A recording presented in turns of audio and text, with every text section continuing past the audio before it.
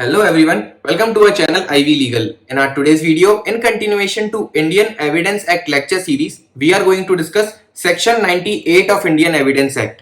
Again, this section deals with latent ambiguity कि आप latent ambiguity अगर किसी डॉक्यूमेंट में है जो एग्जीक्यूट हुआ है बाय टू पार्टीज, तो उस केस में आप उस एम्बिग्यूटी को कैसे रिमूव कर सकते हैं और उस एम्बिग्यूटी को रिमूव करने के लिए आप एविडेंस दे सकते हैं. बट वो कौन सी एम्बिग्यूटी है वो डिस्क्राइब की गई है इस सेक्शन में, जो कि है सेक्शन 98.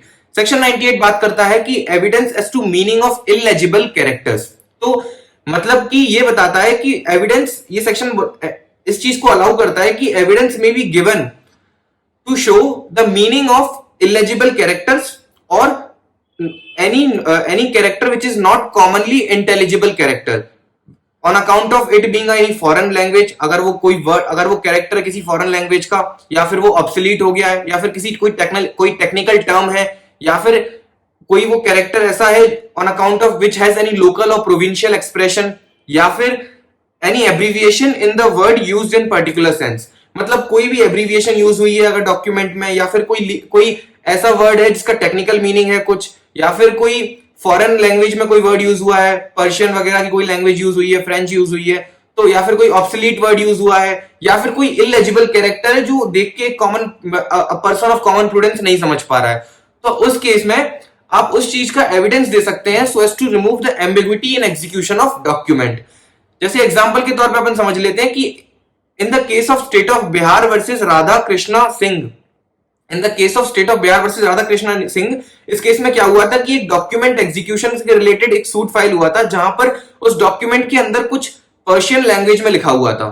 ठीक है, there were some Persian words used in the document. अब उस वर्ड्स को उन वर्ड्स के लिए उन वर्ड्स के एक्चुअल मीनिंग को ड्राइव करने के लिए द जज took the help of testimonies of competent witness. जो भी कॉम्पिटेंट विटनेसेस थे उनकी टेस्टिमनी ली गई और उससे मतलब उस एविडेंस के थ्रू ये जो पर्शियन वर्ड्स थे उसकी एम्बिग्यूटी को रिमूव किया गया.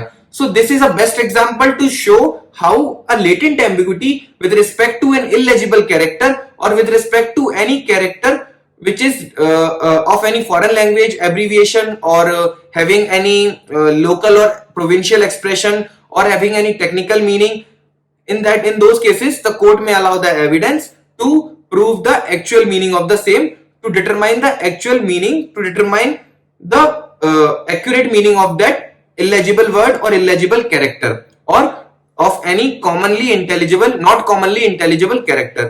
तो वो जो कॉमनली यूज नहीं हो रहा है वो कैरेक्टर्स, या फिर जो इलेजिबल कैरेक्टर्स हैं उनका एक्चुअल मीनिंग डिराइव करने के लिए कोर्ट ऐसे एविडेंसेस को अलाउ कर सकता है. जैसा कि अपन ने एग्जांपल में देखा कि उस डॉक्यूमेंट में पर्शियन वर्ड्स यूज थे, तो कोर्ट ने कॉम्पिटेंट विटनेस की टेस्टिमनीज के थ्रू उसके मीनिंग को डिराइव किया, उसके मीनिंग को समझा कि यहाँ पर इन वर्ड्स का मीनिंग क्या है, और उसके बेसिस पे उसने कोर्ट ने अपना जजमेंट दिया. So this was one example. Another example is कि A was a sculptor who agrees to sell to B all my models.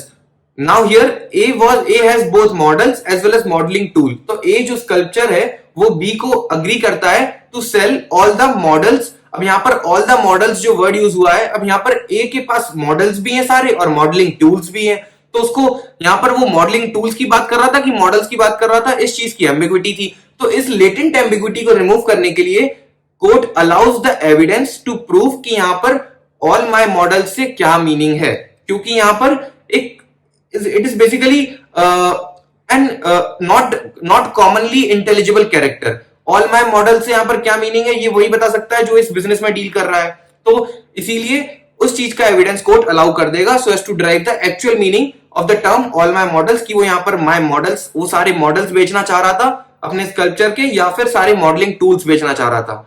तो उस चीज का एविडेंस कोर्ट अलाउ करेगा so as to remove the latent ambiguity. आज हम इस video को यहीं खत्म करते हैं. अब मिलेंगे अगली वीडियो में जहां बात करेंगे section 99 of Indian evidence act, जो बहुत इंपॉर्टेंट सेक्शन है. Till the time bye bye, take care. अगर आपको वीडियो पसंद आई है तो don't forget to like this video and share this amongst your friends. Good bye.